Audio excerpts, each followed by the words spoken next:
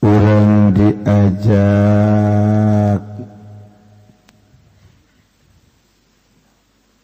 berpikir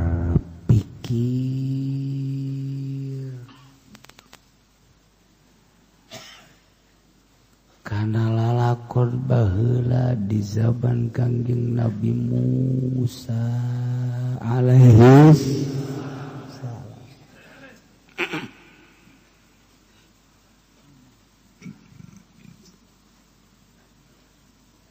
Itulah Al-Quranul Karim. Urang ngekan di lembur sok dongeng, ngadongengkeun zaman bapak kolot urang, ngadongengkeun zaman uyut urang, ngadongengkeun zaman urang diserang ku Belanda, ngadongengkeun zaman Jepang, ngadongengkeun zaman Rambosa. Dongeng urang diajak dongeng kuari eueuh dongeng kabari zaman kula leutik mah nini sok ngadongengkeun ngeli murtil sing jelegir sing jelegu tengah-tengah ngeli aya anu kena murtil bolong awakna masya Allah ketika ngeli terus tiara terus cicing di gerombol masya Allah eta teh memperjuangkeun negara nu gugur di medan laga aki urang uyut urang nini urang kadang-kadang anak nu budak lah masya Allah tidak terkecuali nu sugih nu susah panganten wayang ngeli baik terjadilah merdeka urang dongeng masya Allah dipimpin ku Bung Karno satu suara Bapak Proklamasi Indonesia proklamator Bung Karno Pohara dicintai dikagumi oleh bangsa Indonesia dengan kegagahan kecerdikanana dunia mengakui keistimewaan Bung Karno Amerika, Inggris, Belanda, Swiss, wabah masuk negara Timur Tengah satu suara Bung Karno. Hebat luar biasa. Terus kebelah dia kudeta. Lanjut Soeharto. Kurang kazamanan Soeharto. Kos gitulah zaman Soeharto. Naik Habibie sakedeung sakicep lanjut langsung Megawati Gus Dur kos gitulah zaman Gus Dur lanjut zaman SBY lanjut zaman Jokowi urang kos kieu zaman Jokowi nang Allah kabeh ge nang Allah ulah bingung-bingung nyaritakeun ku cenah politik jadi tidak menentu nang Allah ku cenah perekonomian jadi kos kieu nang Allah geus ulah bingung-bingung nang Allah manang Allah bae cenah kiai tapi urang upaya teu sia maju kos kitu bae kan asal dibawa ka Allah bebangun teu percaya kurang kumaha urang memperjuangkeun anak geus bae kos kieu nang Allah alhamdulillah lain cenah kiai dolar naik bae emang sia boga dolar itu sih boga dolar mah ngan eta bae cenah ngadengena 450 naik deui bae 500 sia rek ngajual atuh henteu jauh ge henteu cenah ingga dolar ulah ngomong-ngomong dolar sia mah sia bae sia dagang naon dagang toge bae ulah sok bingung-bingung gitu cara atuh ieu beh jeung mah beusi segala tarurun urusan ih kamari ieu keur mahal ge nyana tirok sodako ulah bingung-bingung atuh kuari atuh nyana atuh nu untung nu rugi kuari nyana ulah bingung-bingung nang Allah geus kabeh lain gitu cenah ge ulang ganti deh presiden asa geus mendingan Jokowi seumur hidup pancen kieu mah masih resepeun amat ka Jokowi nya mal kebelah juga kuruk itu seumur hidup kayaknya nama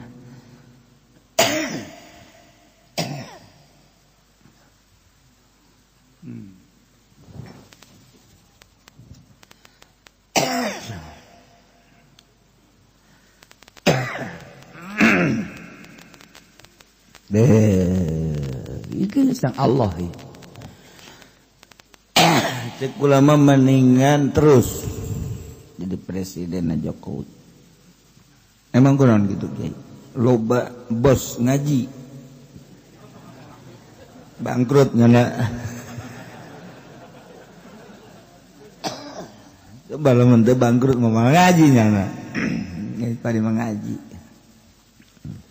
saya ya abdi cenah teh anu ieu kakara kaji mohon emang enaon ngaji nah bangkrut cenah Kiai cek ulah tek terus gitu sia bangkrutna abeh ngaji terus henteu kitu teh emang hidayahna bae ngaranna waktu harita jaloba keur sugi kan ngaji rahasia Allah segala rupa teu kaluar tina rahasia Allah Subhanahu wa taala.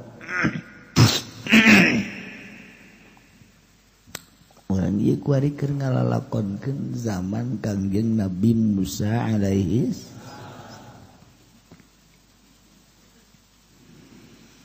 Kangjeng Nabi Musa teh dipanggil munajat ku Gusti Allah. Umat dititip ku Kangjeng Nabi Musa kana jadi lanceuk Kangjeng Nabi Harun alaihi salam. Ina sajroning Kangjeng Nabi Musa munajat dipanggil ku Gusti Allah. Ternyata kaum anu tadina menta pangeran ka Kangjeng Nabi Musa. Cakaom Kangjeng Nabi Musa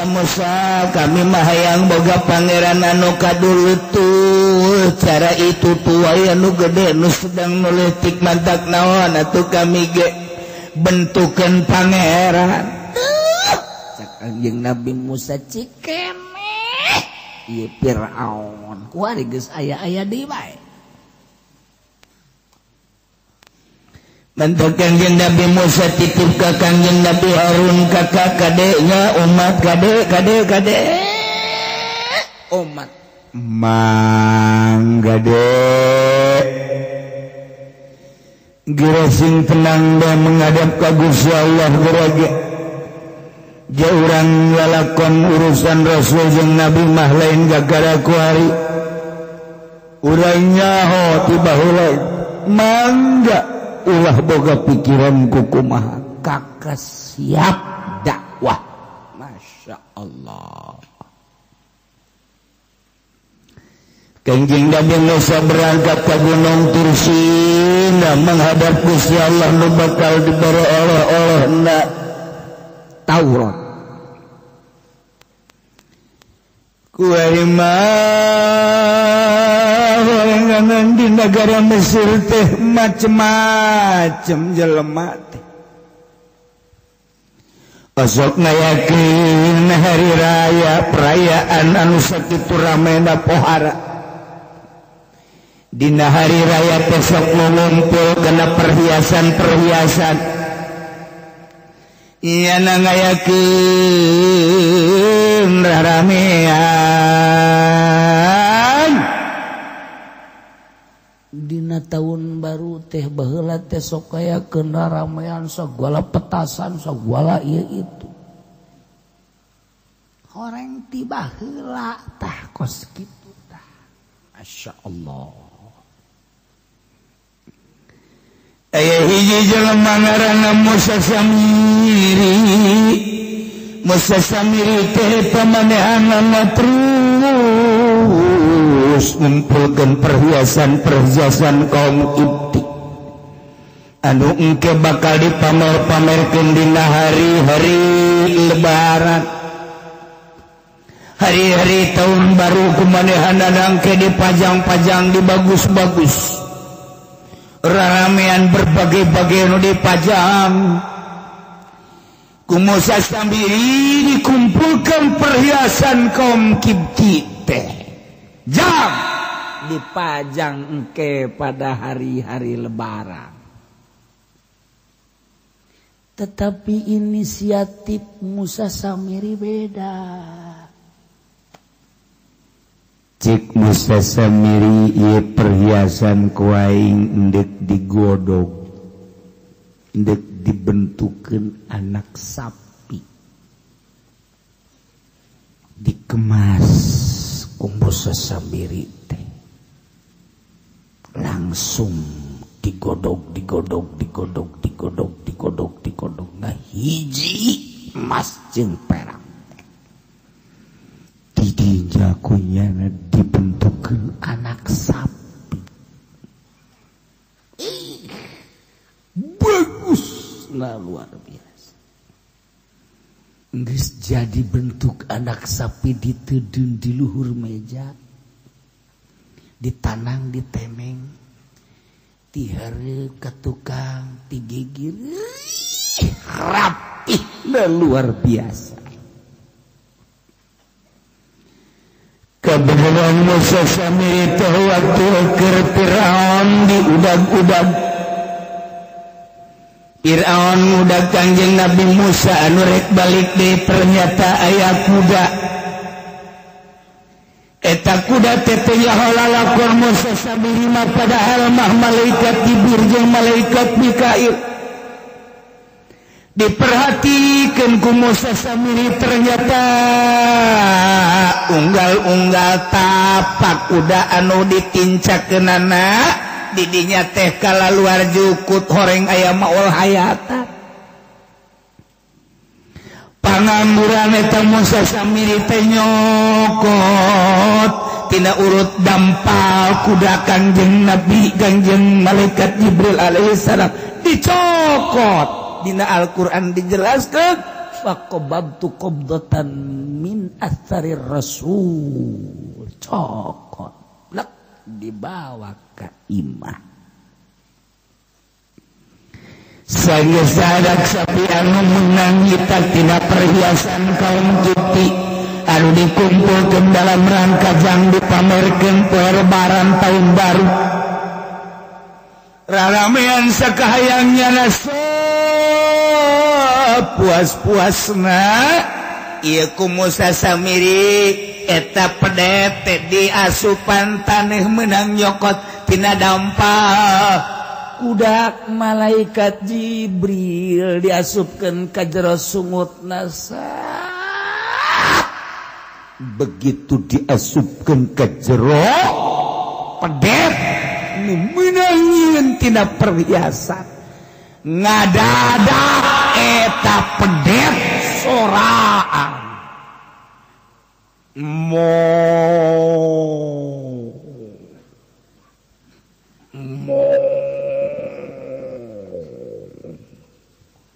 cak Musa Samiri coba nu embat sasadana coba rada lalaunan coba rada lalaunan coba nu serem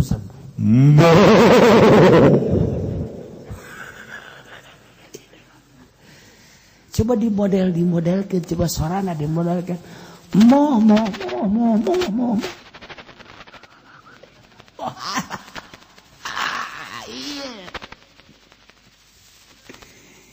Musa Samiri di tanaga teneng ditilik-tilik ternyata horega dan berubah. Anu tadina perhiasan kan logam tapi ternyata kuari berubah. Kumaha keberobahan anak biasa bisa lempang ternyata kuari mah jadi daging. Ya Allah ya Rabbi. Dagingan biasa. Ngan warnana herang kos emas campur perak, tapi tapi lamun kurang dicekal dia kumaha si sapi dagingan biasa aya bulu-buluan saeutik sebuah herang luar biasa culak cilik nurut tita sasada kenceng bisa tita sedang bisa tita lalaunan bisa tita nu modal bisa wah hebat luar biasa ya Allah ya Masya Allah wah dibawa ku Musa Samiri ditontonkeun ke masyarakat pada tahun baru. Wahai kaum, sakumaha biasa urang tahun baru ngarayakeun tahun baru lebaran. Anu biasa perhiasan-perhiasan dikumpulkeun teh kurang sok dipamer-pamerkeun. Kakawasan pangeran tak kuari mah perhiasan teh terbukti kuari jadi pangeran. Allah barumpul wabah jelema ti mana ti menik. Geus puguh ti kota ti kampung wabah nyaksikeun anak sapi. Ai eta saha Samiri? Hada ilahukum wa ilahu Musa. Ieu anak sapi pangeran maneh jeung pangeran Musa. Musa nyebut-nyebut pangeran ka urang teh ieu bukti pangeranana. Indah amat ya pangeran. Sok, ayo wari mah urang sararujud ka pangeran. Hada ilahukum wa ilahu Musa. Ieu pangeran marawe jeung pangeran Musa. Musa dak warikeun munajat. Ternyata pangeran aya di dieu. Musa kelabakan nya naneakan pangeran di ditu. Eta jelema langsung bae sujud berat ka anak sapi. Masya Allah. Babari amat coplok hidayah numantak diabadikeun dina Al-Qur'anul Karim wattaqala qauman Musa min ba'di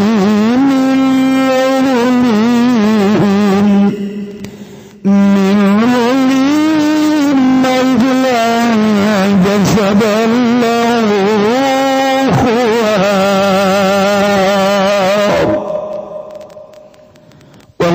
Nabi Marabi wa taqadha qauman Musa ngajadikeun kaum Kanjeng Nabi Musa min badi sababa berangkat Kanjeng Nabi Musa munajat ka gunung Tursina dipanggil ku Gusti Allah ngajadikeun minulin tina papaes perhiasan anu diinginkeun sakumaha biasa dina taun baru Bila poean lebaran min kaum Firaun bala ta'urusin dihiji-hijikeun. Masya Allah, luar biasa. Wattaqadha dijadikeun ajlan jasada anak sapi sogohu lahum min usamiri anu dikemas dicitak jadi anak sapi kamodelanana ijlan jasadan hartina jasadan teh aya awakan biasa. Masya Allah karim biasa sukuna empuk awakna kumaha si jasad biasa kumaha ya Allah. Ieu nyasarkeun mah babari jasa badalul lahman wadaman biasa aya dagingan biasa aya tulangan biasa aya getihan biasa kumaha anak sapi biasa lauh warung ngabogaan suara anu indah kadenge biasa sautun yusma mo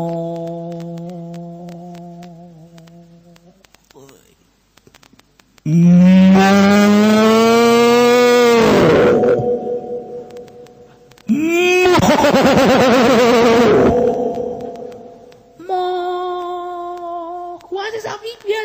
ya Allah aduh ditonton ku jelema in qalaba dzalika biwajhi turabil ladzi akhadahu min hafir farasi Jibril min fami berubah eta perhiasan nu teas logam menjadi anak sapi anu aya dagingan biasa aya getihan ku sebab ditedenan lebu menang nyokot tina ceker kuda malaikat Jibril alaihi salam fa inna asrahul hayat lantaran aya kahirupan di dieu setiap anu ditendenan eta pasti hirup disebut maul hayat. Maul hayat teh meureun bahasa Arab mun bahasa urang mah cikahuripan. Urang lamun ku ari ziarah ka Syekh Abdul Muhib Pamijahan di dinya teh aya kopeah bladi tulaya cikahuripan. Mun urang nginum eta moal pae-pae. Cikahuripan. Di Garut ke kuari maya cikahuripan keur kula mas santen di Garut ban naek urang ka godog tilok aya cai kahuripan dasar pagawean urang Garut tupatipuna bisaan jasa ngaleos urang ka belah kadinya seut bae aya cai disebutkeun gunjana cikahuripan aju jelema percaya bae padahal mah nginum cai eta teh kuduna mah teu pae-pae jamodar cikahuripan unggal pangjarahan aya cikahuripan ya Allah ya Rabb aya ge Kangjeng Nabi Khadir alaihi salam Kangjeng Nabi Ilyas alaihi salam ku Gusti Allah pernah dibukakeun di hiji gunung begitu dibukakeun hijab tak naon ieu cak Kangjeng Nabi Khadir cek Gusti Allah cikahuripan maksudna mun maneh nginum moal maot-maot ke maot-maot terakhir aju abdi ieu dibukakeun hijab maksudna deuk naon inum ku anjeun salah sahiji makhluk aing nu ku aing moal di maotan ke terakhir diinum ku Kangjeng Nabi Khadir lek datang ka kuari hirupan kitu keneh Kangjeng Nabi Ilyas bisa kiai orang lamun hayang manggihan cikahuripan atuh lain bisa-bisa deui gampang kumaha carana diwirid Masya Allah babari jasa wirid kumaha cenah ngawiridna diwirid bismillah ulah eureun terus bismillahirrahmanirrahim ulah aya ribuan ratus ribu jutaan terus eureun pae ge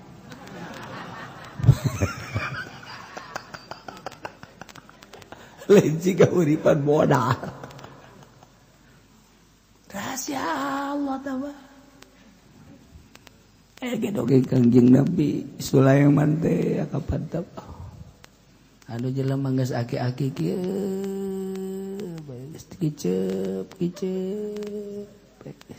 bebegancang caritana bae barang ditanya geus sabaraha taun ya oh abdi bacana geus 1000-an tahun eta pae-pae teu daegeun pae emang golon gara-gara lah cenah nginum cikahuripan aju ieu kumaha ku ari betah hayang pae sak gara hayang pae teu daek pae-pae eta nginum cikahuripan mah teu daek pae di mana eta cikahuripan ayana memeh urang asup ka surga aya haud Kangjeng Nabi di belah katuhuna aya maul hayat ketika urang mandi di haud Kangjeng Nabi memeh diberangkatkeun ka surga nginum cai eta heula moal paeh-paeh abadal abidin wa amadal amidin engke bae di surga urang cenah bakal asal nu teu ngridit insyaallah aduh cenah ge nu ngridit mah wallahu a'lam iya Gusti Allah maha kawasa Allah eta ku kadeuleu bae deui ku Musa Samiri maksudna tapak kuda teh jararadi teh kadeuleu bae haju pangangguran nyana ya Allah ya diceritakeun ku ari makaon Kanjeng Nabi Musa nu aya di Mesir teh berubah ku ari masa sembahanana anu tata dina zaman Firaun ka Firaun diberantas ku Kanjeng Nabi Musa alaihi salam alhamdulillah haju ibadah ka Gusti Allah tapi ternyata ku hari barang Kanjeng Nabi Musa dipanggil ku Gusti Allah ka Gunung Tursina aya jelema nu neko-neko ngaranna Musa sarwangan Musa Samiri nyiptakeun pangeran tina perhiasan kaum Kipti tina poean lebaran harita teh jelema berubah nyembah ka anak sapi ya Allah Kanjeng Nabi Harun anu dititipan ku Kanjeng Nabi Musa alaihi salam kade kakak tauhid ke umat ka Gusti Allah kadenya anu tadina Kanjeng Nabi Harun teh optimis sugan teh mah moal aya nu model kos kitu Kanjeng Nabi Harun teh dakwah mah terus bae beranjang teh tanpa pamrih dipeakeun sakeras tenaga terus-terusan dakwah nyana lain cara dakwah ku ari sapanggung tilu amplop lain nu diajak dari ungguku laju tadi berkat ngerenyeng bae lain gitu tama suluh neraka tamu kos gitu dakwah teh bebeakan Kanjeng Nabi datang ke ngalamun Kanjeng Nabi Harun teh kumaha lamun adi aing Musa datang ka dieu digali umat kuali berubah pangeran anu tadina minta ka Kanjeng Nabi Musa coba kami minta pangeran sakumaha pangeran baturutu anu gede aya nu sedang aya nu leutik aya kami ge hayang boga pangeran model kos kitu ai prakuari terjadi cak Kanjeng Nabi Harun imanaeun engke lamun adi aing datang di samping aing isin ka pangeran dakwah teh sakieu kabisana tapi ieu nu paling bahaya ieu aing lamun kapagi jeung adi aing pikumaha masyaallah karim teu katahan jelema teu katahan kos gitulah zaman baheula lamun urang kuari dakwah kiai naga kiai wawayagon kiai nu kuari bayah dibere duit sorana gede teh dibere duit belaga muriang tapi jacak kula masa kieu mah alhamdulillah maksudna sanajan dilarang tamuludan ku Muhammadiyah ku Persib tapi terus di Jakarta di Bandung Surabaya Komo Tangerang wah musola ieu muludan masjid ieu muludan sanajan beres muludan ribut banyakeun sesa tapi tetep muludan teu bisa ditahan Wahabi anu asup ka Tangerang geus bingungeun aing kumaha carana ieu. Kiai diberian kitab jaka ku lagi aya nu mere kitab muludan bidah segala hal bidah dideleuan ku kula. Antepkeun bidah tinggal bidah sapodo teuing. Citak deui ku sia kitab da sebarkeun. Moal bisa sebab naon? Sebab di urang mah ieu nu dakwah baheulana Syekh Maulana Hasanuddin. Wali Allah. Anu dakwahna baheula Syekh Yusuf wali Allah nu dakwahna baheula teh ieu teh Syekh Mansuruddin cikadueun wali Allah ngandelkeun dakwah Ki Fudoli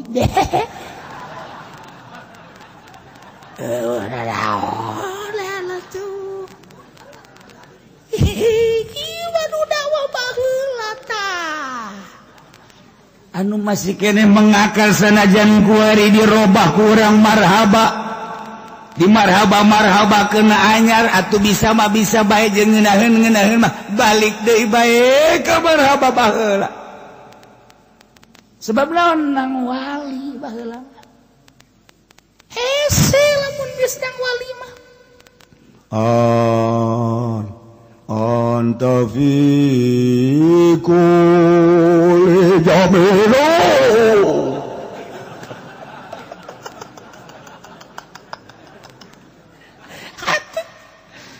ayo robah bolak-balik atuh bisa bae ngeunaheun marhaba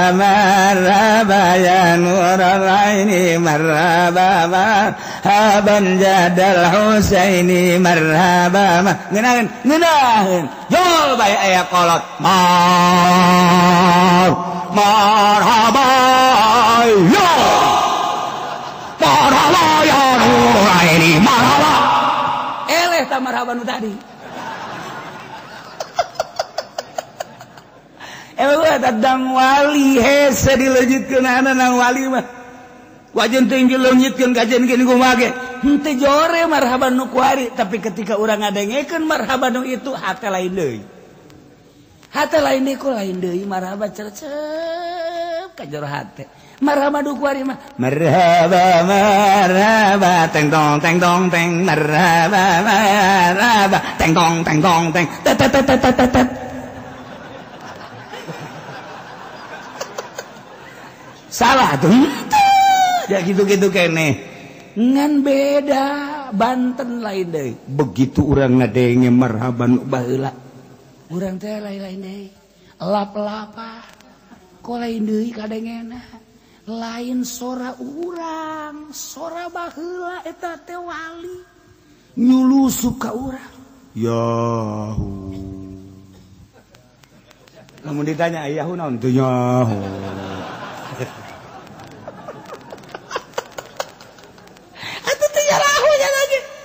ente jarah baheula aya nu ngamasalahkeun qala al badrun alaina ade qala al badru ribut nu badrun jeung nu badru ribut hoi sia ulah badrun aya alif laman badru ye aing mah badrun sebab aing mah ti baheula aing badrun aing belajar teh badrun baheulana geus aing mah badrun bae sia teu ngaji badru wala al badru aya alif laman manya aya alif laman gede tanwinan salah sia teu bisa aing mah deuk salah deuk henteu nanti guru aing badrun ribut badrun jeung badru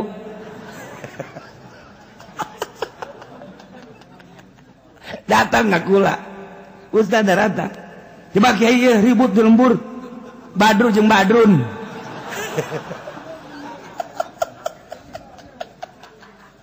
kula ya selain seri itu kula aja kula ge tempat bisa kan kula ge kula tempat bisa cakula teh kula ge baheula keur leutik di dieu keur zaman kolot-kolot ngadengen aja badrun kula atuh puguh kiai ku ari badrun apa badrun bingung kula ge baheula belajar marhabat teh badon qala al badrun alaina marhaba badrun baheula aju abah teu nyalahkeun abah bodoh teh naon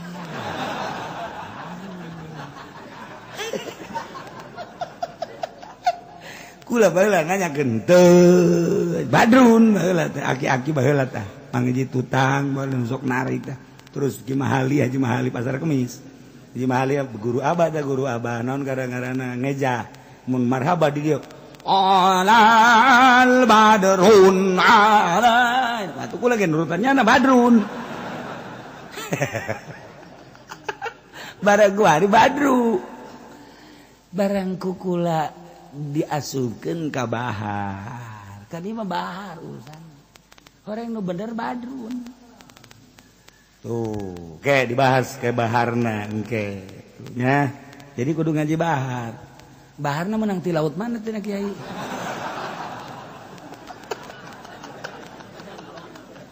itu mah gelang bahar berarti. Nah, eta lagi panjang mana dek badru nu usah diributkeun. Ngan lamun diaskeun ka bahar, engke kukula dicaritakeun panjang ye, jemna geus sabaraha atuh sia.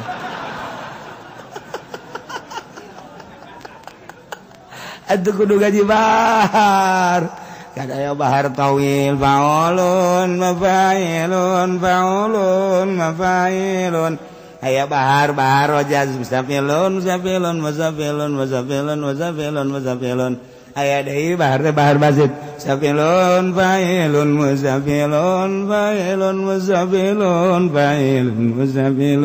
failun aya deui bahar kamil tafailun disebut gurunya atuh teh bahar tuh mantak ngaji mondok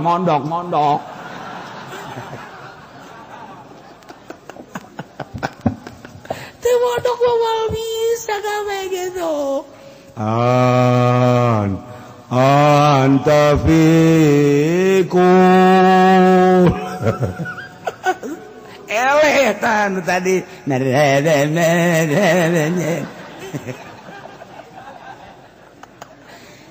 nu salah ngan ieu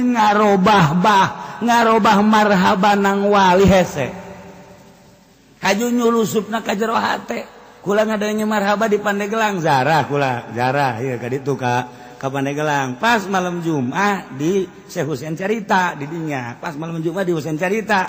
loba amat teh jelema reng marhaba milu marhaba kula di dinya milu coba ngadengekeun marhaba di dieu kumaha masyaallah ngeunah urang ngadengekeun marhaba di itu mah asana leket teh barang ngadenge Haji Fendi wah puyeng perasaan di Husain Carita kula tasjarah teh ngaji malam Jumat ngaji dia malah ngadengekeun marhaba ya kolot-kolot coba kubah marhaba di dia milu masyaallah eta ngeunaheun nyasa kahiji kadua ngadenge marhaba di Sekong waktu hari nyundatan incu buya jeung kula ka ditu ngadenge marhabana ya Allah eta marhaba yahu teh ku ngeunaheun robah ku ari mal bisa ku ari arasu marhaba Jakartaan kan eta mah nu geus kitu tiba lagi marhaba Jakarta marhaba ya nurul ain marhaba Jakartaan keur kula leutik diajak ka kebon jeruk kaju marhabana kos kitu tah atuh biasa bae tapi kun coba ngadenge marhaba Banten Masya Allah pokoknya nu teu boga sora moal bisa marhaba teu boga sora mah Haji Pendi mah keluar imah sora kos kieu mah teu beres ya ieu dongeng marhaba wali beda nang wali urang dibere wiridan ayat kursi ku Kiai Golkar Haji dibere wiridan ayat kursi kene ku wali rasakeun coba beda jauh wiridan eta kene tapi lain deui kaman tepat lain deui jauh lain deui mentak ulah salah guguru sahabat dibere wiridan teh tah lamun hayang kapanggih lamun hayang bisa nangkep setan tah ieu wiridanan ayat kursi Kangjeng Nabi subuh-subuh senyum bae.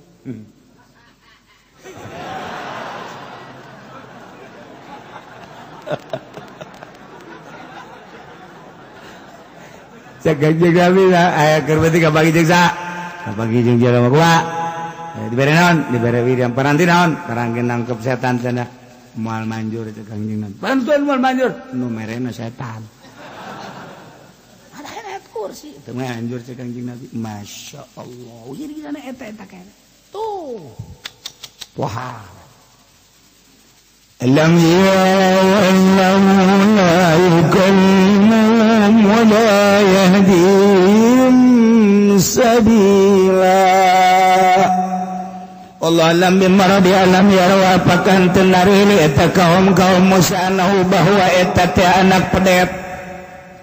bahwa eta patung teh layu kalimuhum teu bisa ngobrol jeung maranehanna teu bisa ngomong jeung bisa teu bisa nuduhkeun kana jalan sapira perhiasan sanan dimodif jadi anak sapi kemudian ku hari bisa sasada tapi hajuri pangeranan ku manehanana padahal ngomong teu bisa nuduhkeun teu bisa kapakai payu taqadu ilahana hatta make jeung dijadikeun pangeran ittaqadu ilaha kunaon haji dijadikeun pangeran wa kanu zalimin kaum Kangjeng Nabi Musa ketika ditinggalkan ku Kangjeng Nabi Musa Kangjeng Nabi Harun teu berdaya dibere pangeran dina perhiasan kaum Kipti dijadikan pedeh wari bisa sasada endahan dijadikan pangeran wa kanu zalim kabina-bina kumaha tu selanjutna walamma sutufa wallahu a'lam bissawab. Allahumma shalli wa sallim ala sayyidina Muhammadin fil awwalin wal akhirin wa barik wa sallim wa radiyallahu ta'ala an sadatina ashabi sayyidina Rasulillah ajma'in. Ya Allah ya Rabbal Alamin Allahumma hdina siratal mustaqim Allahumma hdina siratal mustaqim Allahumma hdina siratal mustaqim siratal ladzina an'amta 'alaihim minan nabiyyin wasiddiqin wasyuhada'i wassalihin wa hasuna ulaika rafiqa dzalikal fadlu minallahi wa kafa billahi 'alima wa salli wa sallim ala jami'il anbiya'i wal mursalin.